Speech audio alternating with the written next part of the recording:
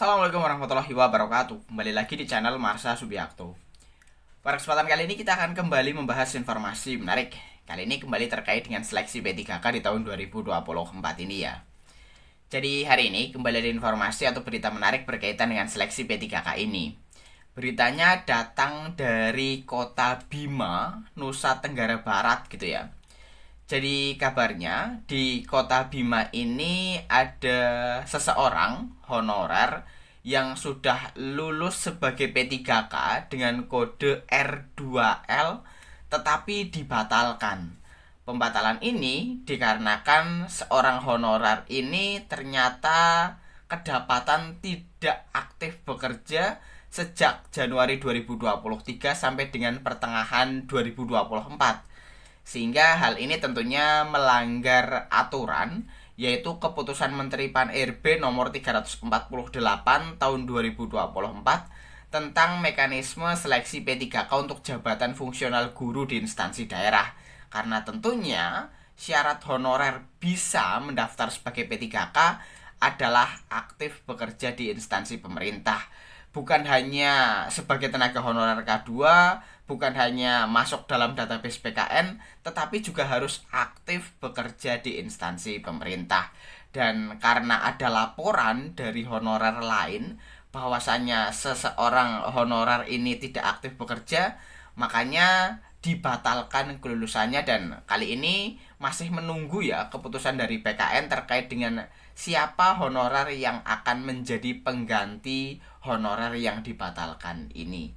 Dan untuk lebih jelasnya terkait dengan hal ini, kali ini kita akan coba lihat beritanya ya. Langsung saja, bagi yang penasaran, simak terus.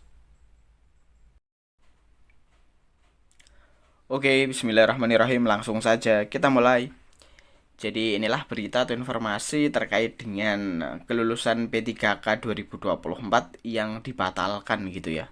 Diberitakan oleh cpnn.com, judulnya kelulusan P3K 2024 kode R2-L dibatalkan.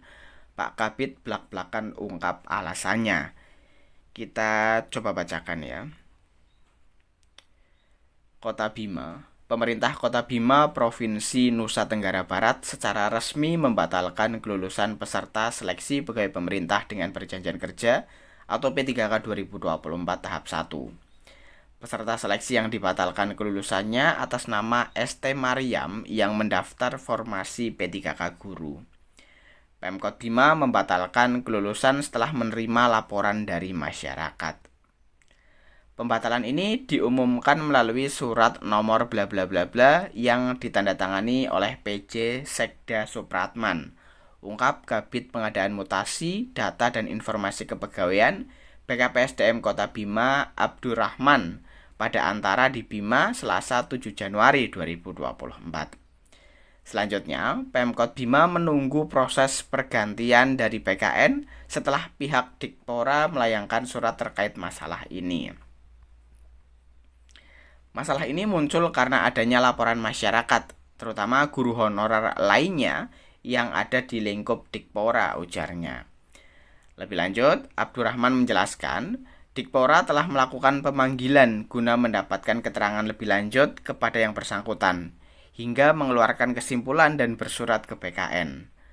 Sebelum surat pembatalan keluar, ST Mariam telah dilakukan klarifikasi oleh pihak Dikpora dan diketahui bahwasannya yang bersangkutan tidak aktif mengajar sejak awal Januari 2023 hingga pertengahan 2024, kata Abdurrahman.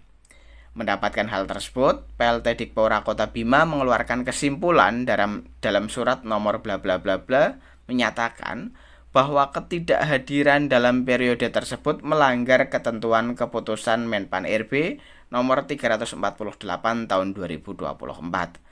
Aturan itu menegaskan bahwa pelamar P3K X tenaga honorer kategori 2 harus aktif mengajar di instansi pemerintah. Sebelumnya, dalam pengumuman tertanggal 31 Desember tahun 2024, ST Mariam dengan nomor peserta bla bla bla bla dinyatakan lulus seleksi kompetensi dengan status R2-L untuk jabatan guru agama Islam ahli pertama. Ya, Jadi itulah ya berita atau informasi terkait dengan pembatalan kelulusan P3K di Kabupaten Bima. Jadi pembatalan ini dilakukan karena kedapatan honorer guru ini tidak aktif mengajar sejak tahun 2023 sampai pertengahan 2024 gitu ya. Sehingga diputuskan dibatalkan kelulusannya. Dan sampai dengan saat ini Pemkot Bima masih menunggu ya siapa honorer pengganti yang tentunya nanti akan diputuskan oleh BKN. Jadi mungkin itu ya informasi yang bisa disampaikan pada kesempatan kali ini. Jika ada tanggapan atau pertanyaan berkaitan dengan hal ini, teman-teman bisa tinggalkan di kolom komentar. Terima kasih, mohon maaf bila ada kesalahan. Wassalamualaikum warahmatullahi wabarakatuh.